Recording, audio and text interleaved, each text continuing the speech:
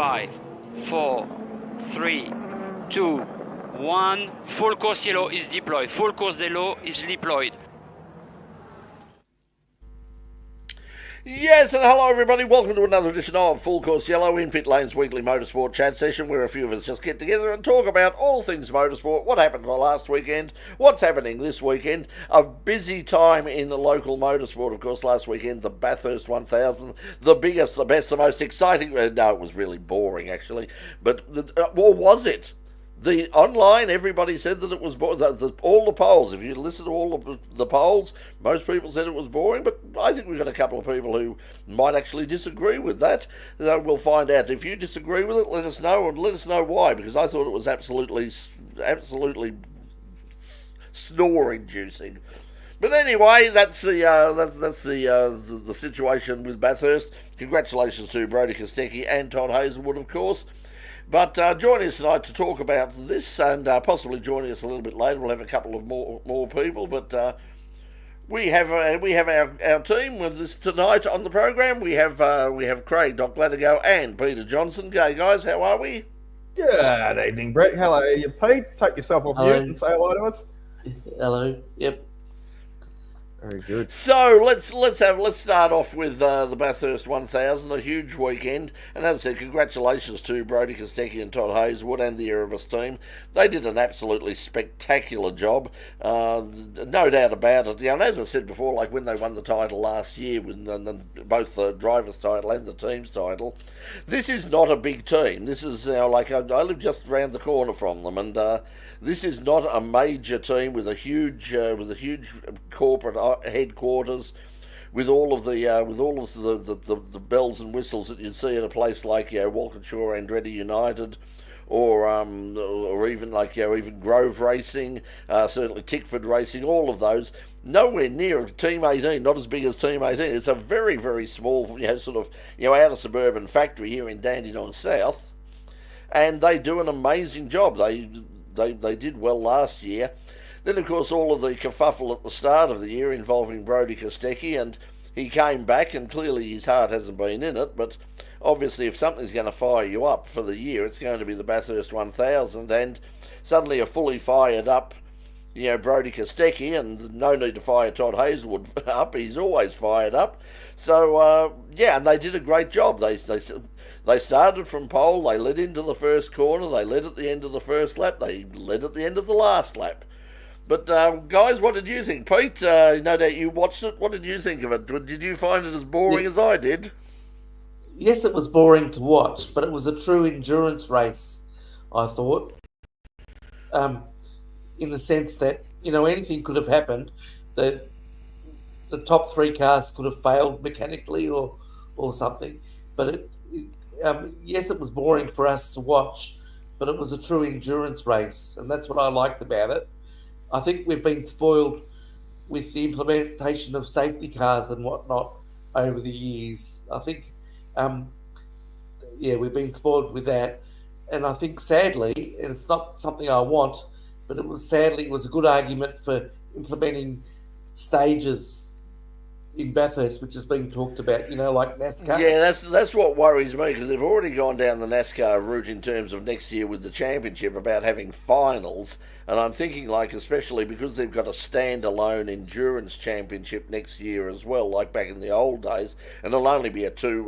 No, actually, I think it's three. I think they are putting I think they are adding the Gold Coast to it, even though it's only a single driver race, which is a bit strange. But anyway, they are having a separate sort of season of endurance next year, an endurance title, and it does worry me that in order to provide a bit of fake entertainment, a bit of sort of artificial entertainment, that they're going to introduce stages at the two endurance races at the Bend next year, and also and that has the potential to be a really boring race, because it's a fabulous track at the Bend in terms of what it offers, but it's not the most exciting track that you've ever seen to watch. Yeah, too long. We've jumped ahead a little bit, obviously with no Phillip Island Sandown next year, but there's a lot to unpack with what you said in your opening statement, Brett.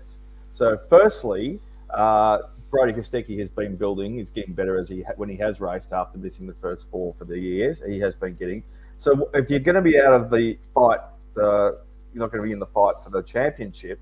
What's your goal? Well, the next best, and if you haven't already won it, is going to be Bathurst. So he was going to be all guns blazing for that for starters. 2, you've got a case of, like Pete said, which I thought was good. I found it very interesting because, like I said on the show last night, you got to see the drivers' complete ability unhindered and unhampered, other than how the car was going and the setup for it and the strategy from the teams. So you got a purist race of all the things. And I thought 23, 24 drivers out there, and there was 26 in total, 23 really raced quite well, and got to take into the actual fact, the lead up in the couple of days in the free practices 1, 2, 3, whether it be co-drivers, things like that, there was a lot of injuries. There was a lot of body blows. There was a lot of parts that were thrown in the bin. There was a lot of rebuilds. There was a lot of stuff out of the ordinary. There was teams working until 5 o'clock in the morning plural, on a couple of the days there to get that car right. And sometimes it was even 2 cars that had some body blows. So, there was a lot of going on before the race, and you could thought, well, geez, this is going to be an entry level of what's going to happen in the race. And no, I thought 23, 24 drivers drove really well within their means, and considering the new spec car, the Gen 3 car this year, is a second and a half slower because it has got a lot less aero as well too. So there was lots of things you can unpick and unpack about it, and there's probably lots of more things that I welcome our viewers and listeners into. Throw a comment on us if they thought they saw something that caught their eye. Please say so, because I enjoyed it for what it was. I just think those cars are really, like the Gen 3 cars, they're beautiful cars. I mean, as I said, like having a look at them, the only time that I've had the opportunity, the only couple of times I've had an opportunity to get really close up and have a look inside them and to sort of, have a look at the nuts, literally have a look at the nuts and bolts. They're a wonderfully, engineered car. They're to the highest possible standard. But I just don't think that they provided good racing at all. I mean, having sort of 26 cars or 24 cars or whatever it is, sort of running within less than a second of each other. I mean, it sounds all well and good, but it means that they're probably not going to do much passing, and that's what happened basically after the. In fact, one of the drivers said for one of the previous rounds, I think it was at Sandown, said that basically we basically race for the first lap and then we settle in and wait for the pit stops, because otherwise the chances of actually getting past on the track are pretty slim. I like the idea that that some circuits suit the Ford and the and others suit the Chevrolet, but I think what needs to happen is, before they tweak any of the format of Bathurst, they need to tweak the cars. So maybe they need to allow the engineers more freedom. The danger with that is that you get the wealthier teams, really using that to their advantage, and the less wealthier teams a bit behind. But I like as what's happened in Formula One with McLaren, they've kind of gone from where their car suited some tracks to being suiting pretty much all of them now. And so maybe they need to look at a way of allowing the engineers more freedom. Well, I think that's the problem, is that it's basically a one-make series now, but they're two very different engines, and that's the problem. And then they're going to have the problem with the Toyota, which is going to be sort of a different engine yet again, instead of how you make them all work. Now in GT3, they're using obviously balance of performance, and they're using like rev limits and weights and all sorts of things. Whereas the idea with supercars is they want this parity thing where they're going to ridiculous levels to make sure that the aero is exactly the same, and the engine, not just the engine performance in terms of peak horsepower and torque and that sort of thing. Actually, the torque curve needs to be exactly the same, and the acceleration needs to be, and everything needs to be exactly the same. And if everything's the same, it turns into a procession. Whereas, if you have a formula, a well-written formula, literally, where it says, okay, here's what you can do to this car, and apart from that, you're sort of on your own. It gives the engineers an opportunity to be a bit clever and to and I don't have a problem if the rich teams are usually at the front anyway. Okay, Erebus is I'd say they're certainly not a rich team compared with Tickford or Dick Johnson Racing or Walkinshaw Andretti or any of those people, but they're still they've still got some good money, and they've obviously got lots of good people. So if they can, if you've got someone who's clever enough to take a look, like Adrian Newey, who can sit down there and look at a group, a set of regulations and go, oh, hang on, I've got an idea there, and that'll actually get through, and they can find half a second or a second on the rest of the field. Good luck to them, I say. Well, they created their own monster until recently on that, because they're as you said, their balance of performance, Brett, to a certain extent, was they created their own monster, because the fact they were right from the start, because the Gen 3 cars, were 12 months later, they kept pushing them back, and then they put a line in the sand and said, no, we're going to release them this year. We're a year late, but we're still going to release them, even though then they had all those problems at the start from suppliers and parts and who was making what and coming from where, and then there was an obvious advantage to one of the cars at the time because it hadn't had any wind tunnel stuff. Then they had to put say bang, we're going to send it over to America, and then all these problems. And what it did was complete for 18 months, 2 years. It's just opened them up to so much criticism, to the point where, g'day Mark, get to the point where they had that much copying it, that much that everyone's just said, probably the 193,000 people that were at Bathurst on the weekend probably said, we want even cars out there. We want to at least give it, every dog in the fight should have an equal chance. And what happens in the end is, if they tighten up the rules and they've only got, as you said, the same base underneath, they're playing with the same game. And there's, but look, you looked at Mozzie on the weekend, and I'm just going to bring him up for an example. You could see from probably the Thursday, he was well off the pace. They just didn't get the car set up right, whether it was that they're using old specs and old data to work with what they had, or from the previous year on the previous car. And he was, I think he got on the radio at some stage, maybe on the late Friday on the qualifying hour or whatever it was before the shootout on the day after. He goes, they didn't put it to air. I just get this right. What's wrong? What he's doing? I'm going to bring the car in and fix it. And you could hear that was one of the quotes from in the background there, and they never got it right. So, and he was chasing car speed all weekend, and he was never in it.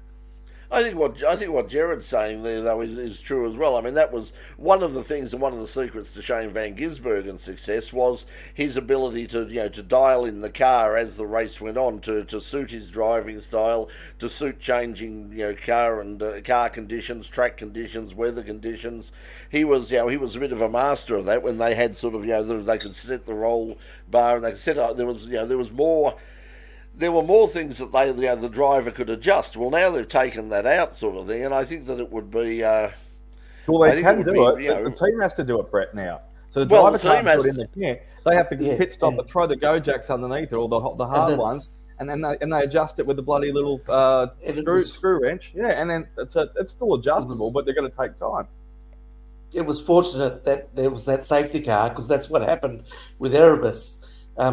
Brock Feeney was catching Brodie, and then the safety car came out, and so they put him in and they made an adjustment, which was a roll bar adjustment, really. They said it was some magical thing, but it was a roll bar adjustment. They changed the blades underneath on the roll bar. Yeah, it was. You're totally right, Pete. They changed it. And Larko, throughout the day, brought it up a couple of times and even showed up on God, did he ever? Yeah, well, which one? Okay, which one? But I'm just talking about the Butter Andy Roll knife. It's a bit like a butter knife when you turn. Yeah, oh, for God's sake. Okay, whatever. But yes, that was another. That was another reason it was boring as well. Once again, I normally don't, but the commentary was truly awful. Especially Mark Scaife was unlistenable. I normally don't criticise them that much, but they were trying to beat up and trying to sort of hype up an event that a race that really didn't suit that sort of style. I mean, it was more like it may have been a lot more enjoyable race if you'd have had someone of the caliber of a John Hindhaugh or a Richard Crail or somebody who looks at sort of the more who specialises in endurance racing and who can find stories throughout the field. So it's not just okay, the car in front is the car in front and we can move away from that.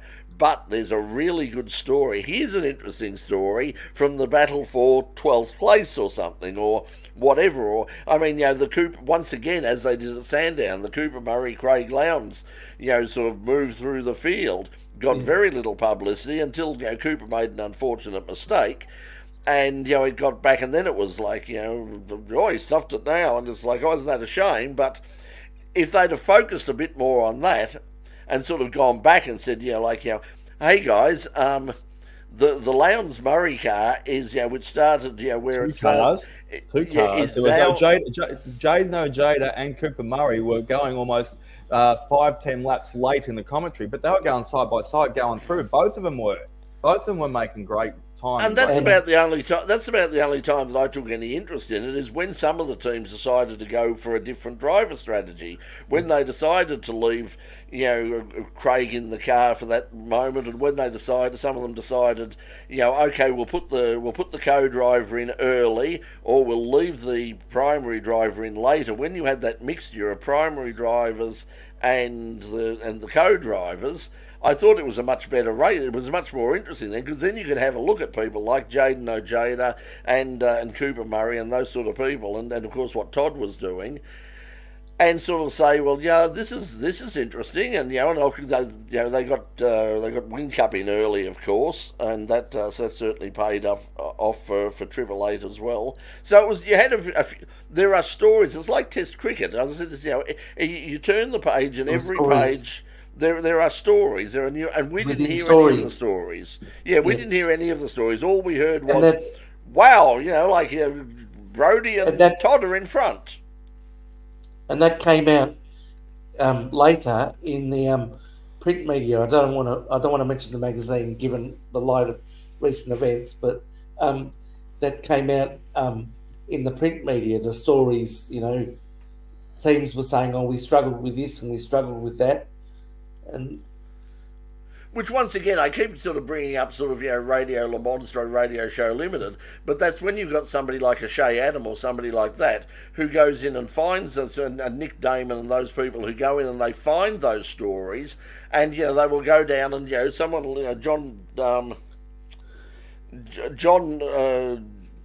somebody like John Hindhaugh will go in there and say, Shea, you've got an update for us, and she'll come down and say, hey, here's a story. This is what's happening. I'm at such and such a garage. I'm at such and such a pit entrance, and this is a story that's happening.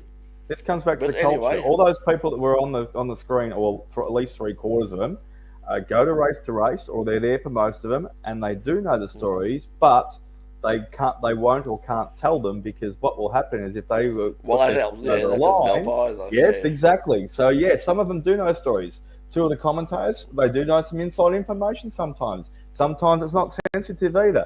But if they go down a track of telling something that's going on, they are going to get backlash from so many sources, including the ones beside them and above them. So speaking of before we go, speaking of culture, let's break in now, because we're going up to the cultural capital of Australia now. We're going up to Queensland to say hello to Mr. Mark Jones.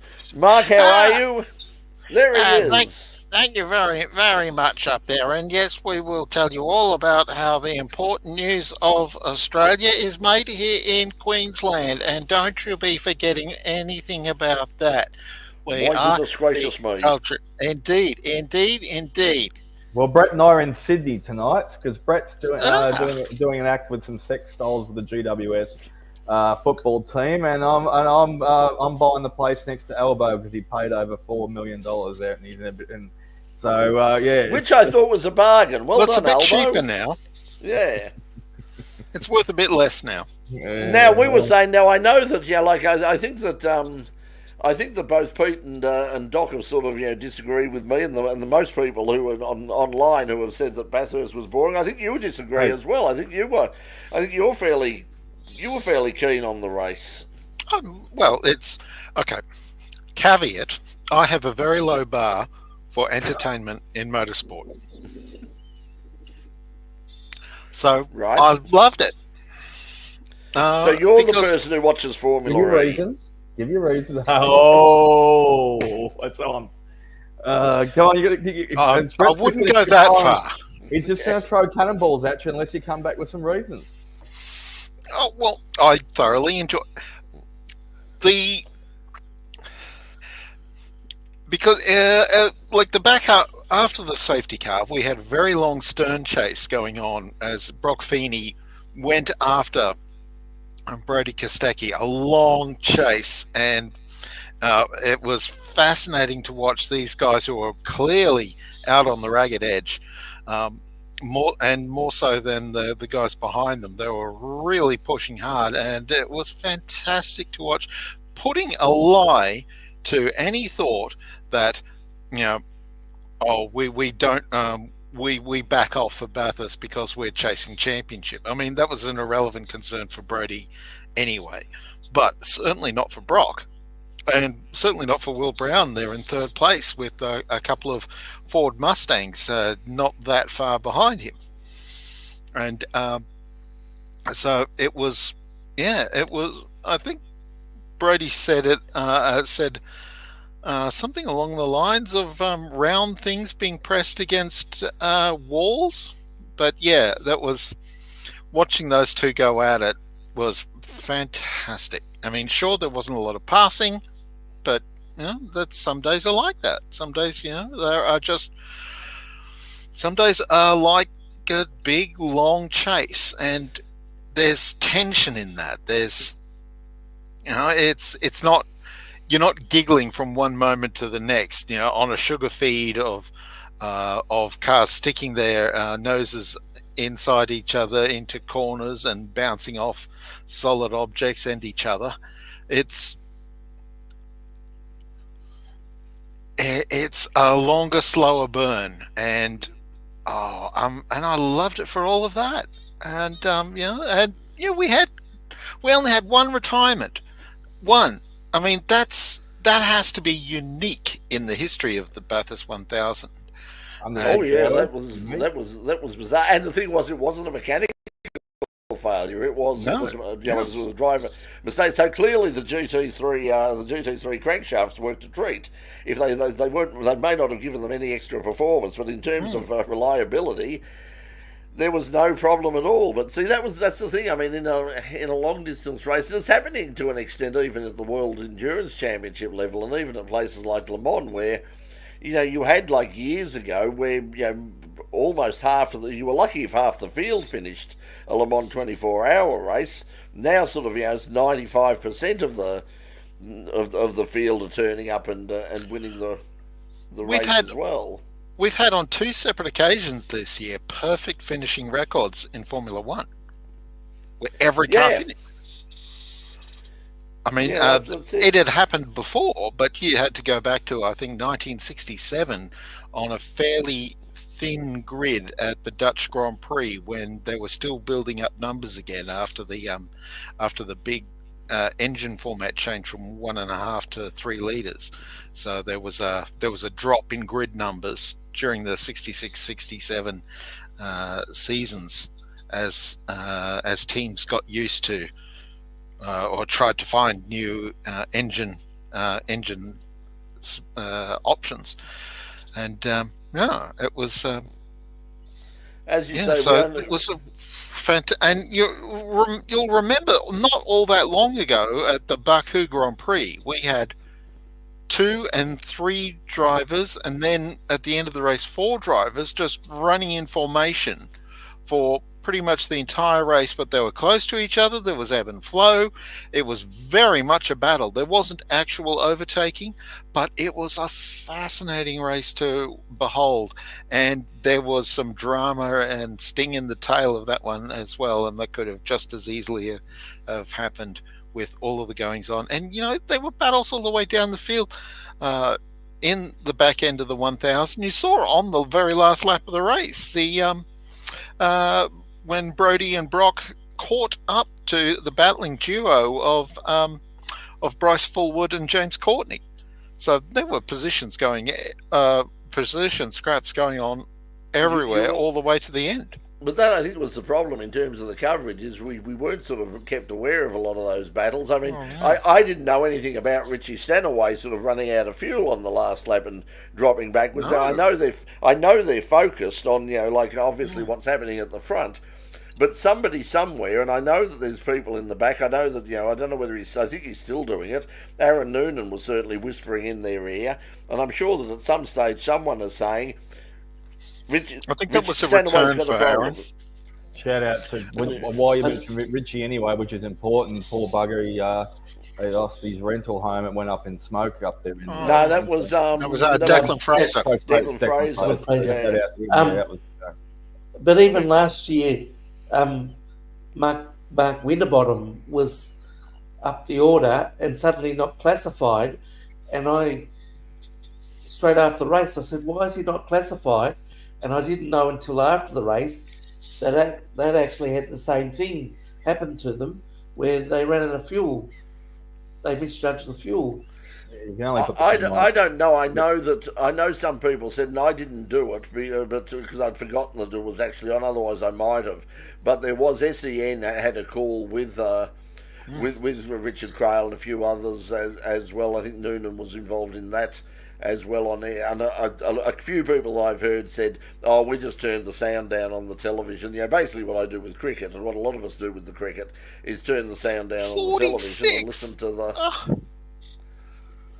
Sorry. The moment you mentioned cricket, my mind just went to the Indian Test team. Out for 46. Oh, okay. That's a significant digression. That's old news. That's an hour ago. Geez, keep up. Bloody hell. Yeah. I only saw. Anyway. I saw them. They were about sort of, they were 3 for 12 or something. I thought, oh, that's not a good start. And then, of course, I had other things, so I haven't had time to look at either of the games. But anyway, that's interesting as they prepare for the tour of Australia. We've got bigger problems. Yeah. We've got to find a new opener anyway, so they'll sort out from the 3 or 4 guys. Very good. Yeah, moving on. Like the other thing was you mentioned, we only had one sort of accident, one car hitting the wall. Actually, it wasn't the only accident of the day. We had a couple of connections with the wall. Mozzie took out Charter. Yeah, there the plane that could have gone seriously belly up, literally. That was it's being investigated. Yeah. So, as it should be. Those things, as I've said before, there are 2 things in life that I'm absolutely terrified of. One of them is horses, and the other one is low-flying planes going over the top of my head. And I wouldn't be too damn comfortable about knowing that if I was sitting in the grandstand there and this bloody thing's flying, just taken off over my head, that it's just whacked the wall. And potentially deranged the rear tailplane. The smart thing would have been is it hasn't been suggested, but it's probably common sense. The guy should have started up and then just taxied off to a safe area or off the track, and then maybe inspected it, and then they still could have kept on with the footage of the trophy being in there without him without just showing the takeoff. They could have they followed the trophy around. Yeah. So he should have taxied away and then got out and inspected it and see whether it was safe or not, and just just bunking it. Even because some people, a lot of people said, "Oh, he'd probably be unaware that it actually because it was such a light tap, and it was there." But everyone there. Even if he didn't, there are people watching there who should have been on, like saying, abort the takeoff. You've hit the wall. There could be, there could be damage to your rear airline. Exactly.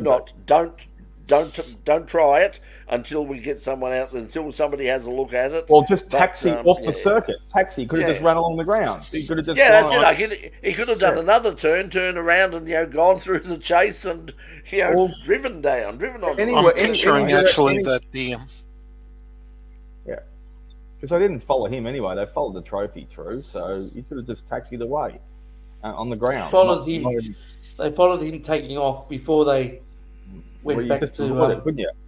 That's what people in the production bloody damn well in the outside broadcast bloody truck do, and go right, take it off the plane, take it off the plane, go to the next shot.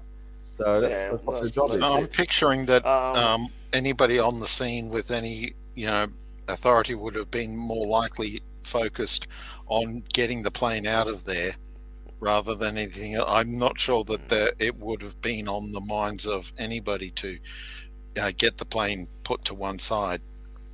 Mark Russell has a question. When will QR get an extension? They've been talking about that for a while, haven't they? Yes and no. I mean, there are plans for for some additional facilities at QR, and some land was acquired to the which way does it face?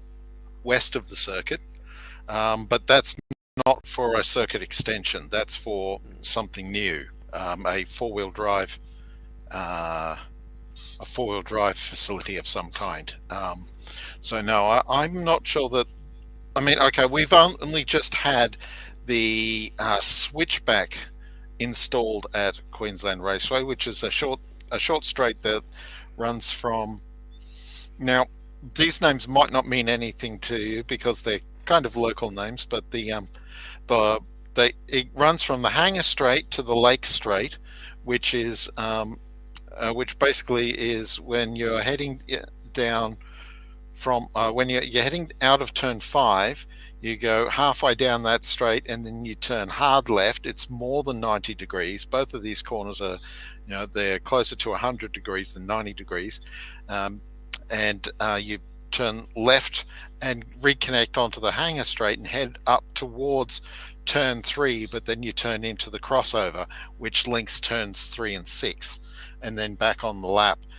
You're getting there in the first place by you don't use the long run to turn 3. I'm pretty sure that I've lost almost everybody describing the switchback. So I have not done a very good job of it, starting halfway around the lap instead of catching up on MotoGP while you've been doing it. I'll admit I'm just looking down at the latest news on the MotoGP, but anyway, keep going. Well, we'll get that. I appreciate the joke, Paul. But there you go. Yes. That's an impressive pun. That one. That's points for Paul. Queensland, yeah. No, we know what you meant. We know what you meant, Mark. Yeah, it's hard to decide when you haven't got the people with you and a map in front of you, and you'll be able to use your pointing stick as well too.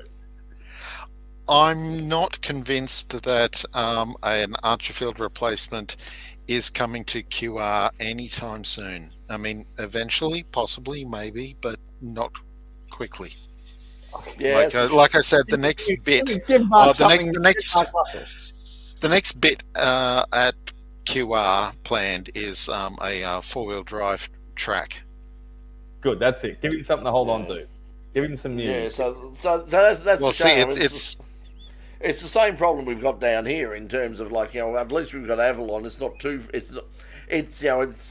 not that far out of Melbourne. It's far enough, and it's and at the moment, I mean, what stops a lot of people, like from my side of the city from going out there is just the chaos on the with the bridge and the tunnels and the train. I checked this morning because I'm going to go out very, very early out to Calder Park sometime in the next week or so. And I looked this morning when I got up at sort of 6:30 and saw that according to Google Maps, the travel time between my place and Calder Park at that hour of the morning was just over 2.25 hours. I do that every day, not even in a car. But anyway, we'll get into that. We'll talk about that another time. So in the next 2 years, at least, everyone's going to get around easy when all the roads are finished. When? Incidentally, we haven't had the opportunity to play Australia's favourite game show, Where's Barry? Barry Ryan kept a very, very low profile, did he not? Oh, Betty was playing along with you. She even Betty was playing along. Yes, she was, and but the cameras actually didn't lie because about the couple of laps to go, and people probably was watching as intently as I was, and if you had the sound down, so you could actually see this if you wanted to. Anyone else playing Where's Barry? The camera went out to him, and he was actually right on the other side of the pit wall, on his own, standing at the fence, just watching the cars go by. So he went out there on his own. That was a couple laps to go. So and then the commentators said, "Oh, he can't bear to watch inside the bunker." So wearing sunglasses in order not to see the cutting of onions. But when the celebration started, he disappeared even more. No, there was one point that I saw where he did actually, before Brodie went up to the podium, he did shake Brodie's hand. Yeah, well, I think that was it. He shook Brodie's hand. He went up. He shook Crusher Murray's hand, like while Brodie was doing the interview, and we had that on the show last night as we carried the interview, the Fox Sport interview with Brodie Kostecki after the race. They cut away very, very quickly to Barry wandering off. Shook hands with Crusher Murray, and incidentally, Peter Adderton, Crusher Murray owns 20% of Speed Cafe. Just saying. Get that conspiracy theory fired up again there. So anyway, so that's where Barry was, and then he was looking at his watch as much as saying, God, how quickly can I get out of here? Sort of by the look of it. We're going to pack everything up by 2 a.m. with the celebrations in there. Yeah, no, I think it was just about Brodie and George. George was almost basically in tears at one stage. He had to hide the crocodiles, and when Jess tried to interview him, or someone did, it might have been Ree or someone else. But yeah, it was George. It wasn't about Barry. It was. I was very surprised. Betty put on a brave face and decided to embrace the spotlight a little bit more and jumped up and took the trophy herself for the team. She sort of said that she's put out not a statement, but sort of written on her Facebook page that. She was caught up in things, and it was just come on, Betty, and she didn't. She suddenly sort of turned out and went, hang on, I'm on the right, I'm up here on the podium, right? Okay. She didn't take away the limelight. She did the right thing. She made a very quick, brief thank you upon the start when she took the trophy. She didn't do anything silly. She just stood in the background. She just enjoyed it, and I thought she did everything respectfully, because she could have come out and said some outlandish statement, or it could have been controversial. She just played the game, and I thought that was probably the right thing, because it was all about Brodie and Todd anyway. They drove a great race in the circumstances, and you did say back at the start of the program they are a little privateer team at the back of Hallam or Hampton Park there, and they haven't got as many resources and all the stuff as the other ones, but they do have $1 billion budget behind them if they need to. So they can buy a jack if they need to. Hey, I tell you what, how delighted would Chico Rolls be with that? Haven't you seen the posts on social media since? They've been going. Yeah, I love Chico Rolls. Actually, almost made you want to go down the shops and buy one, or at least if they were sold out. Nothing would make me want to eat a Chico Roll in Vile. They weren't that bad back in the days when you knew nothing much was different back in the 70s and 80s. There wasn't much choice back then. I suppose I was very lucky that I grew up with lots of Chinese people and I had proper spring rolls and not that vile.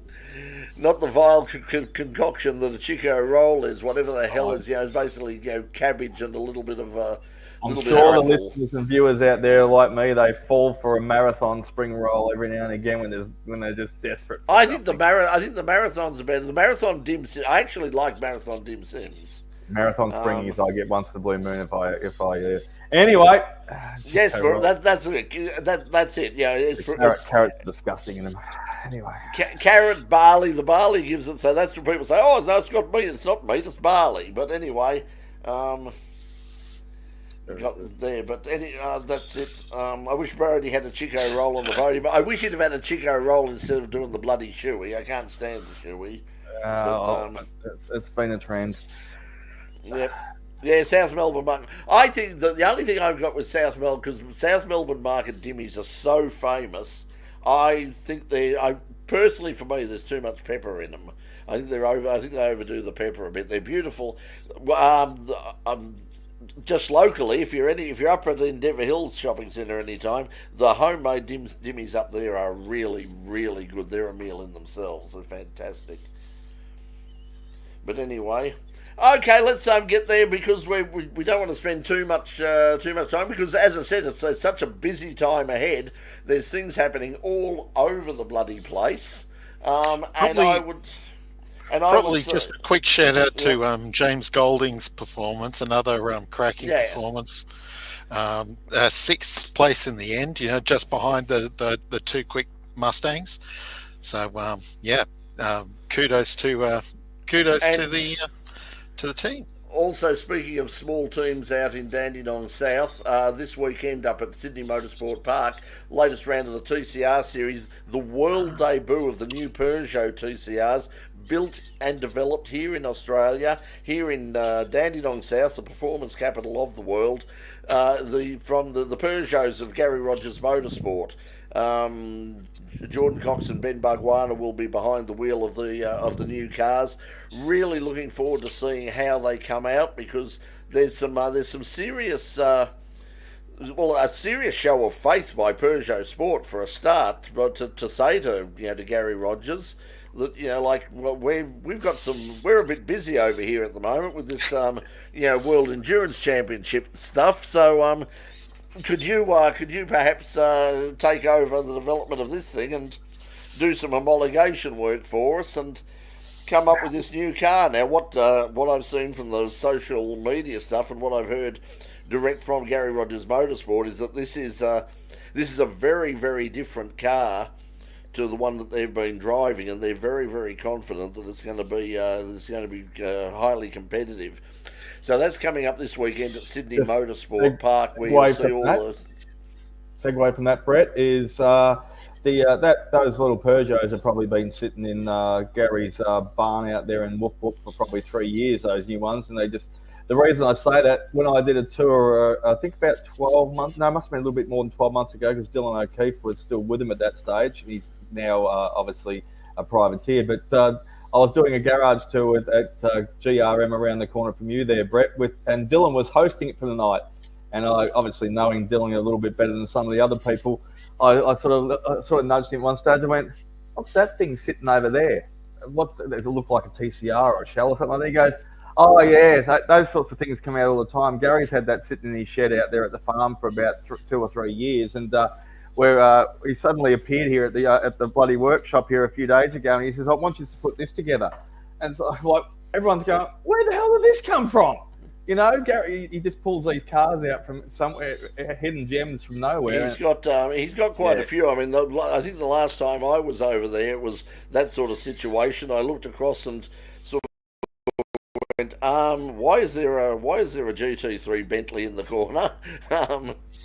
Remember I told the story that. Remember the one I told the story about? Barry bought that car as well too, that was sitting in the corner as well though too, and ended up doing. They did a big Facebook thing for Gary one day. Anyway, we're getting way off subject here. Yeah.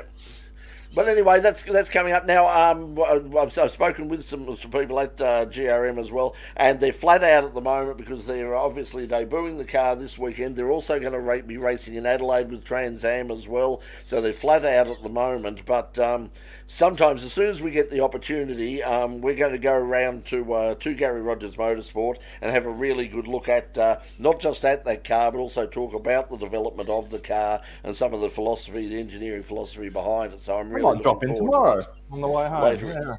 Well, why not? Why not? We But could- well, they won't be there. They'll be halfway up the. They'll be halfway up the queue. Yeah. Well, that's probably the best time. There'll only be someone at the office and go, Gary said I could come in and have a look. Yeah, well, you won't see any Who were you? Peugeot. You won't see any Peugeots or Trans Ams there. That's Well, on the sure. other hand, remember the last time Barry joined us on the show, Barry said to me on the desk that night, you can come out the farm anytime and chop wood and have a beer with me anytime too. So Well, he liked to chop wood bit. I mean, let's face it. You know, in terms of that's pretty cheap farm labouring for a couple of beers. Yeah. Hey, listen. Let's get on quickly because we are running out of time. Yeah. As I said, huge week of motorsport. Obviously, Sydney Motorsport, but also Spring Nationals drag racing at the Bend. Unfortunately, I missed out on a gig at the Bend. I didn't return a phone call in time, so I missed out on a commentary gig this weekend at the Bend for Dragway at the Bend, and that's going to be a massive weekend. The return of Top Fuel, the return of Fuel Funny Cars. We've got Top Door Slammers. We've got the sportsman, all the sportsman classes. It's going to be absolutely huge. Also coming up around the corner at Calder Park, starting at Calder Park and going all over Victoria, the annual Drag Challenge, and that is they start on the Wednesday and they then move up to I think it's up to Swan Hill, and they race at Swan Hill. Then they go to Heathcote, then they go to Mildura, then they go down to the Bend, and then they come back from the Bend and they come back to I think they come back for one more day at Calder on the Friday night or something. But it's basically 5 days of just touring around Victoria, drag race after drag race, day after day. It's going to be huge, and that starts the Wednesday before Cup Day. So and then on the Friday night there will be King of the Hill out at Calder Park as well. So we've got drag racing coming up, Victorian State Circuit Racing Championships coming up. Lots and lots of stuff happening, and of course this week is of course the Australian MotoGP down at Phillip Island. They're expecting a big crowd. Weather is looking a bit dodgy as per usual. Once again, the wind is probably going to be the big problem. So Doc, what have you heard? What's some of the latest stuff you've heard? Oh, I've got so many little sideshows, Krusty the Clown type stuff here. I'll do the lead up first. Today there was Jack Thriller Miller, and he had the pleasure for himself and everybody else along. Mick Doohan. Here, geez, I've got Jack on the bloody mind already these days. Sorry, Mick. I'll buy you a cup of coffee at the next race when I catch up with you. So Mick Doohan, it's 30 years since the anniversary of his championship this season. So Jack, Mick, and a couple of Moto 2 and Moto 3 riders joined. They did a ride, lovely, over started at San Remo. I don't know if they got the fish and chips there or not, or the bakery, and went over the bridge and rode to the track. So that was wonderful for the people down there that are there early. Saw some social media stuff from some of the photographers today, and they are down there on their bikes already having some fun. So hopefully they're not going to party too hard because the big stuff's about to happen in the next couple of days. So quick couple of facts. I've been doing my homework a little bit and some of it while I've been talking to you guys so far tonight. The big thing is about the track this year is it's been resurfaced. So Brett and I know, we've seen for ourselves, and we've talked about, Pete's obviously in the know, and Mark, of course, is right across it. It's been resurfaced. There's been a few adjustments to it, but the resurfacing means the most because what it has done, it's giving people a lot more grip out there, a lot more degeneration of the tyre life as well too.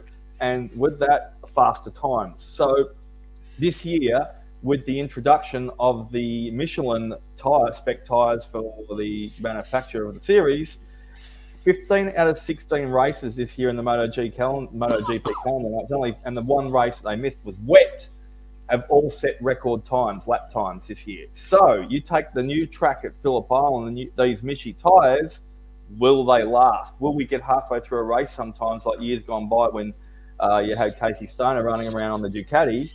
They'd all go out hard yakka, and then Casey would just nurse his tyres and probably get through about 3/4 of the race, and then they just all pit putt around because all their they've burnt their tyres out or gone too hard.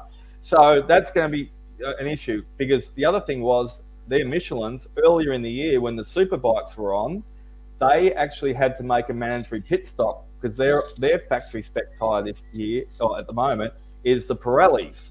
So they wore out that quickly. They had to change bikes on the World Superbikes early this year at Phillip Island. So that might be a true indicator. Quickly about the championship, I'll get this in a nutshell. It was 44 points going into the last round. Jorge Martin was in front. However, Bagnaia, and he won the sprint race as well as the main race. So the lead has been shortened to 10 points. Still two others who are still in the fight, Bastianini and Marquez, but they're both long shots. So Martin needs to pull a rabbit out of the hat. And here's the funny part. Here's the fun fact out of it. You've got Martin and you've got Bagnaia have never won at Phillip Island yet as well too. So it's open slather for everyone. So there's lots more. I could go on and on and on and on, but that's the lead up to it. As Brett said, the weather's always going to be in contention. They've had to change races sometimes. Like last year, they brought it back to the Saturday instead of the Sunday because everyone was getting blown all over the shop. And yeah.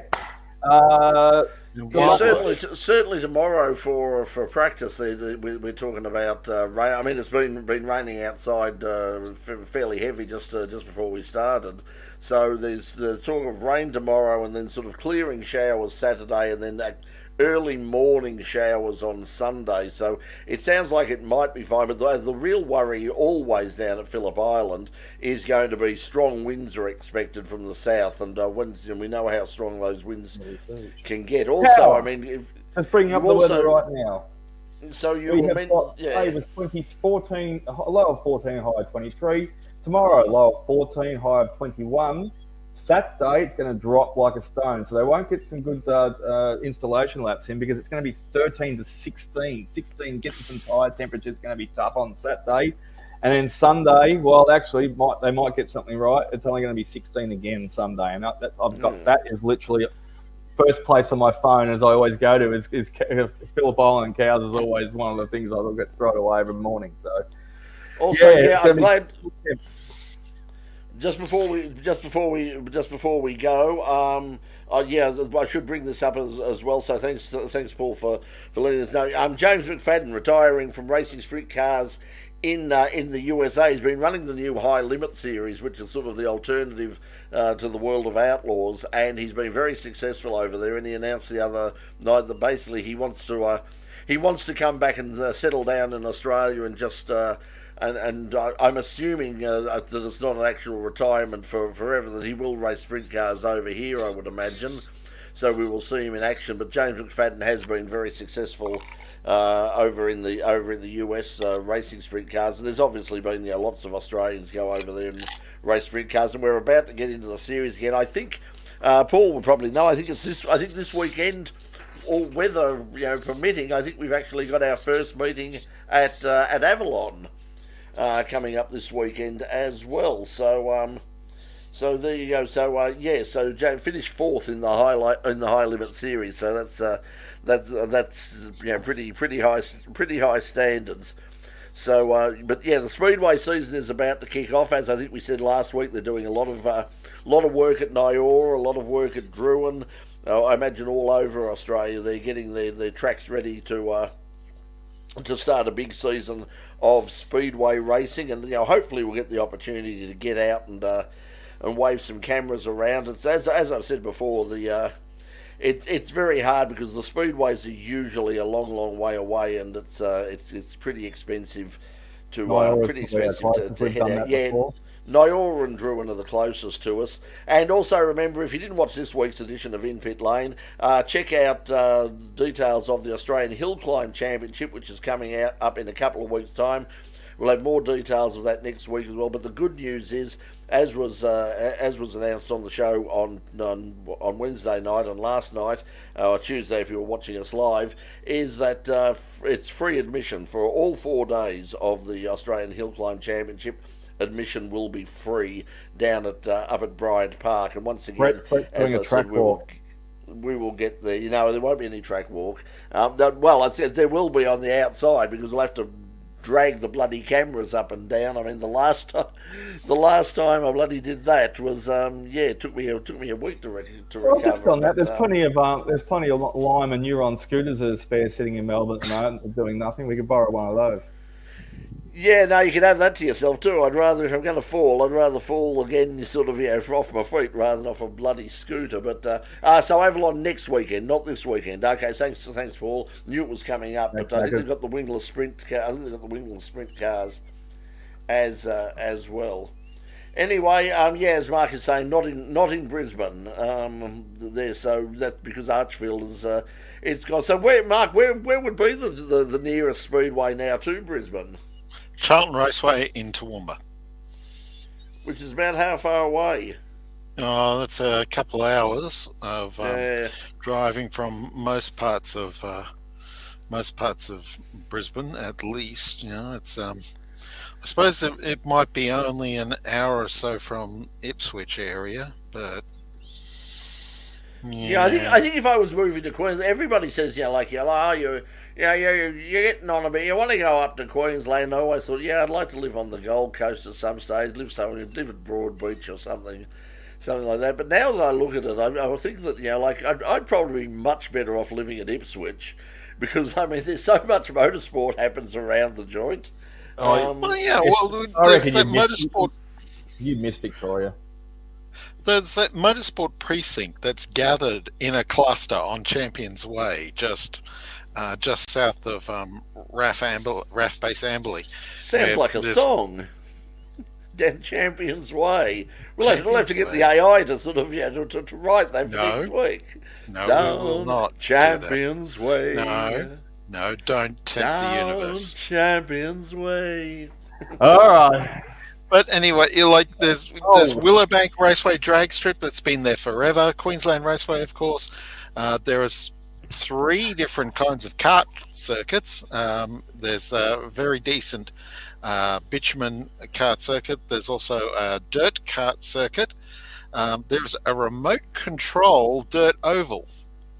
Oh, that's cool. That's cool. I haven't seen nothing tiny, that. Yeah. But yeah, for a dirt oval for RC cars, and there's a sort of a rally sprint course there as well as a sort of but not really motorcycle speedway. I mean, it's oval shaped and motorcycles run on it, but not. No, they don't do they don't have competitions on it. Oh, and there's drifting at QR as well in the car park. Of course. In the original QR car park, and has been there for a while, and yeah. So there's a lot going on in a very small space there in the Ipswich Motorsport Precinct. Do your Bathurst, off you go quickly. Yeah, just quickly, as Mark says, Baskerville coming up soon. Now the news is that John Bow will be heading down there. He's got something to race. Don't know what it is yet. It's a bit of a secret. I've got a bit of inside information. I don't know if John even knows what he's driving yet, but it's something. But yeah, there is something that was told earlier in the year. They were hoping to get John behind the wheel of, and that'd be great if it happens. He just kept playing mum. So you keep a lid on it, Brett. Keep a lid on it. But anyway, last weekend, of course, he was in an SLR 5000 Tirana, so that's something. I guess that's something he was in a Commodore at Bathurst. He was in the Roadways STP Commodore. Oh, of course it was. Sorry, I've got it mixed up. Steve Johnson announced today he's selling one of his yesterday I think it was. He's one of his True Blue the Falcons too. Yeah, that never really sort of he sort of ended up sort of not in that. Someone said he's going to be using the money to fund Jet's career. So. Yeah, so anyway, so that's coming up. But yes, once again, the historic Baskerville, an amazing meeting. If you can, head on down there. If you can't, be watching on the first week Wednesday in November, the day after Melbourne Cup Day, because we will have a half-hour special, an in-pit lane at the Baskerville Historics half-hour special once again. Really looking forward to getting back down there again. It's always a fabulous meeting. Just gets bigger and bigger every year, and I think this year will be just as big. And then the week after, of course, we have Historic Sandown as well. So. Yeah, lots of things happening. When too much motorsport is barely enough. Isn't Calder in November as well too? Off the thing, I think. Yeah, Calder. Yeah, that's on the Friday. That's the King of the Hill will return on the Friday. I think there's circuit racing as well too coming up. Yeah, we've got the last round of the State Series. I'm trying to get somebody in from Formula V, and because we had sports sedans and. The Porsche 944s in a couple of weeks ago, and I'm hoping to get a couple of other people in for this week's program as well to to talk about the State Series. The State Series final round, the 5th round of the championship happening at Calder Park, not this weekend, but the next weekend, I think it is, the last weekend of October. So that's happening as well. So lots of motorsport. We'll tell you about that next week. Okay, everybody, that's all we've got time for this week. Remember, In Pit Lane, this coming Tuesday night, live on the In Pit Lane YouTube channel. And yes, Phil, if you're watching, I'm going to try and figure out something to do with those damn YouTube ads. It's important, though, to just explain to people. The YouTube ads are important because it's not a lot of money that we get, but when you're in the position that we're in, even if it's only sort of it's basically about $120 a year and all that. Trust me, that makes a huge difference. So if we turn those ads off, we don't get that money. Now, of course, if everybody sort of jumped in and helped us out on Patreon, like a lot of the people here already, then we would that would help us out a lot. But at the moment, got to see. What really annoyed me was Phil was saying that they actually ran ads in the middle of the band, and that's to me that's inexcusable. So got to figure out what we do about that for this week. When our band will be Julius, Melbourne heavy metal band, and they're really hard rock, really good band. So that's coming up. We've had so many good bands on the show over the past few months. We've really knocking it out of the park. Stellar lineups. We've had stellar. Yeah, okay, everybody. We will see you until we see you next week on In Pit Lane and back here on Full Course Yellow. Thanks everyone for joining us. We really appreciate it, and we'll see you next week. Until then, thanks for joining us. Bye for now. Congrats.